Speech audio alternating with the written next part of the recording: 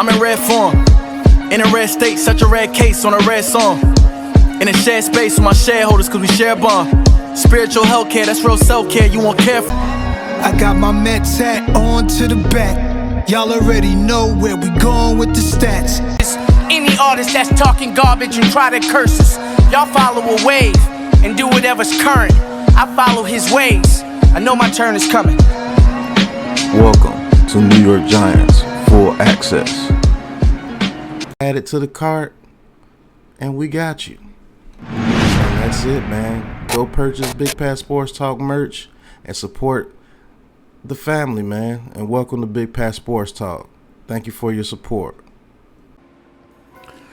What's going on YouTube, Instagram, Twitter, all platforms? Welcome to another episode of New York Giants Full Access with your boy Big Pat Sports Talk. And today's subject is Mr. Evan Neal. I'm going to do a real video about Mr. Evan Neal. And I'm going to be honest about Mr. Evan Neal. Hopefully some of you Giants fans don't take this the wrong way. Hopefully some of you Giants fans don't take this and run with it. I'm just going to give you my honest opinion about Mr. Evan Neal and what he has done so far as a New York Giant in his career. So let's get started.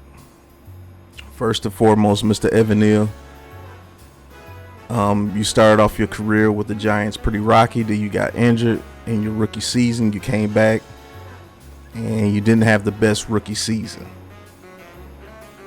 You know, I chalk that up as being a rookie.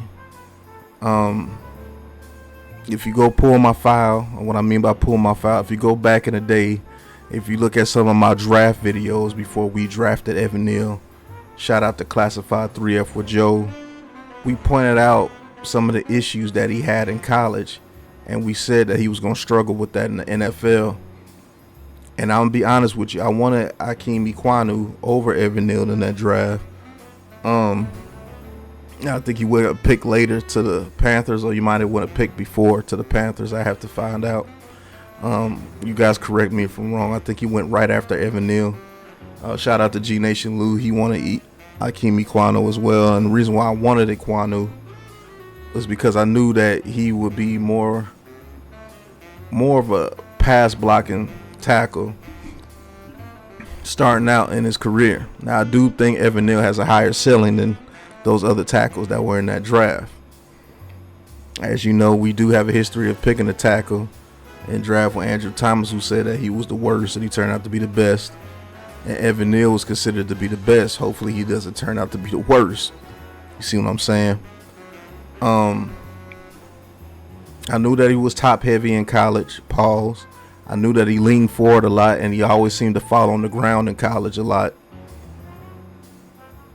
But he's just such a bigger guy at 6'7", 345. He was at like 6'7", 375, but he lost some weight. And he does look good in the run game. I will give him that. He does look good in the run game. But when it comes to his pass protection, he leaves a lot to be desired. And it showed, and it reared his ugly head again against Dallas again. The very first week where we got blew out 40-0. And it doesn't allow this offense to utilize the weapons that we have now. It seems like he still has to be chipped. You see, he's just on the ground way too much, man. He's on the ground way too much when it comes to the pass game. And that's a major issue. It's a major issue, man. I'm not going to sugarcoat it. It's a major issue. And a lot of Giants fans are starting to wonder, can his issues be fixed? Now, I'm the type, I'm not going to go overreact after one game. And I do believe against lesser caliber edge rushers in the NFL, he could be very good against. But my question is, with Evan Neal, is, can he handle the top tier edge rushers, and can he handle speed rushers in the NFL? Does he know how to pick up a stunt? Can he handle the hand fighting and the hand placement that comes with playing offensive tackle? Is his feet too slow to play offensive tackle? Now, unfortunately for me, I don't like doing this, but those are legitimate questions. Those are legitimate questions, and I can't say that if you do have those questions that you're bashing Evan Neal, because it doesn't look like it has improved against speed edge rushers, and that's what we have in our division. And when he plays football, you see that in our division he gets 8 alive. And that's not a good thing, because we have too many weapons to be a short pass only offense.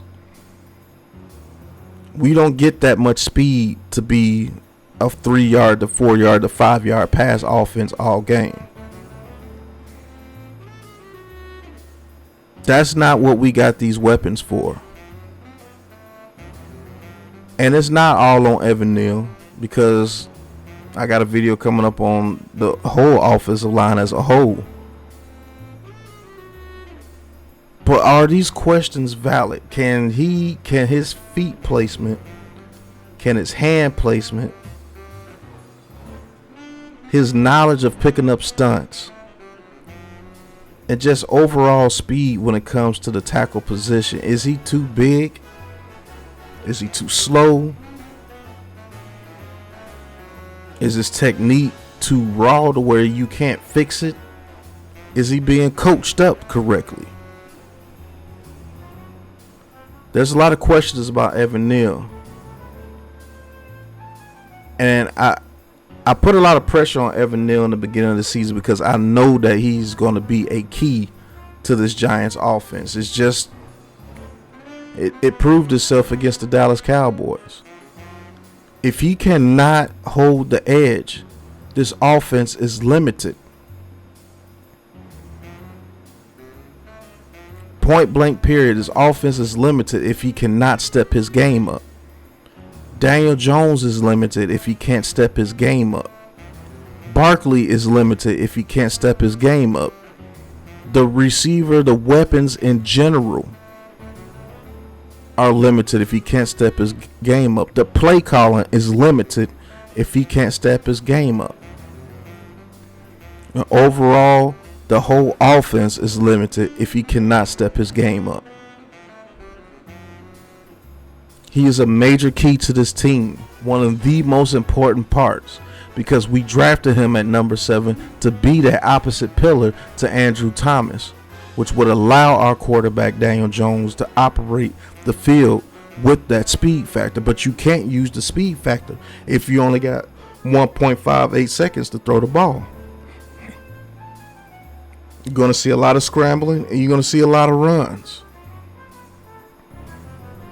Until we can get our premier offensive lineman to step up besides Andrew Thomas.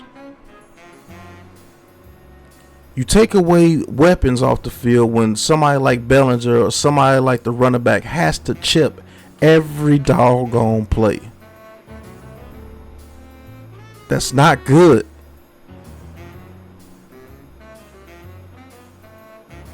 It limits the offense when you play very good teams, and when you're limited against very good teams, they smell blood. They are sharks, and they're going to attack your weak points, and they're going to expose you.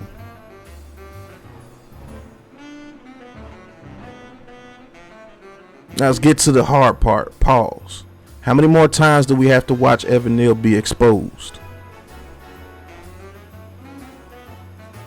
against speed rushers?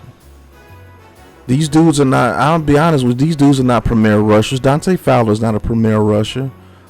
The other guy that was beating him like a drum is not a premier edge rusher. But Giants fans, I'm asking you, how many more times is Evan Neal going to have to get exposed in order for him to step his game up? And I'm not saying get rid of him. I'm not saying he's a bust. I'm saying I need to see a little bit more. I want to go into a game knowing if I'm not facing a Michael Parsons or Aaron Donald or somebody or my man from the Browns, somebody like him, I should be able to have confidence in going into that game and knowing that my right tackle can hold up. But do you guys have confidence in Evan Neal in any game that we go into so far? Me personally, I have to say no. Because I don't know if he can handle a speed rush from any speed rusher. I don't know. And maybe the Dallas defense is just that doggone good. Because they are really good. But I refuse to believe that they're that good. That they could just get pressure with 4 linemen all game long like it's a blitz. They're not that good. But your play is making them look that good. Evan Neal. And it's not just you. This is not a video just to bash you. Hope some of you Giants fans don't take it the wrong way. But Evan Neal, you got to step up. How many more times do you have to be exposed? How many more times do you have to be embarrassed to where it's like no more? I'm tired of seeing you fall on the ground. I'm tired of seeing you looking like you're trying to hug a defender when it comes to pass pro. I'm tired of seeing my quarterback getting hit because of you. It has to change right now because it's getting bad. It's getting real bad. And the only reason why I'm putting this pressure on Mr. Evan is because he was the number 7 pick. And I know how they do top draft picks. You can't be average as a top pick in people's eyes. And you damn sure can't be below average. You're going to have to get it to where you're good on the verge of being very good. Now, I'm not saying you're going to have to turn into be great. Shout out to the Miz. He thinks you are going to be great. But damn it, you damn sure going to have to be good on the verge of being very good as a number 7 pick.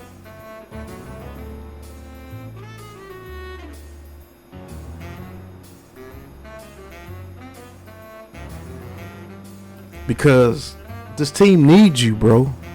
Believe it or not, you are one of the key factors to this offense. If you don't succeed, this offense is not going to succeed. And I know it's unfortunate that it's pressure on you like that. But you got to willing to step up and accept it. You showed that you were good enough for us to take you at number 7. Now you have to show that you're good enough to start. Just to start right now. Because the way you're playing on most teams, you're not even a starter. And that has to change right now. I want you to be by week 8 starter level right tackle, because right now you're not a starting level right tackle by your performance. And I know it sounds harsh and I know it sounds bad, but it's just true. Evan Neal, in order for this offense to succeed, you have to step up, and you have to step up now.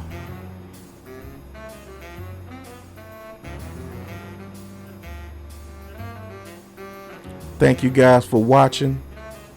This has been New York Giants Full Access with your boy Big Pat Sports Talk. Hit that like button, hit that subscribe button, hit that big blue join button to talk your talk with Big Pat Sports Talk and join the Big Blue crew. And to the next episode, you know what it is, man. Peace.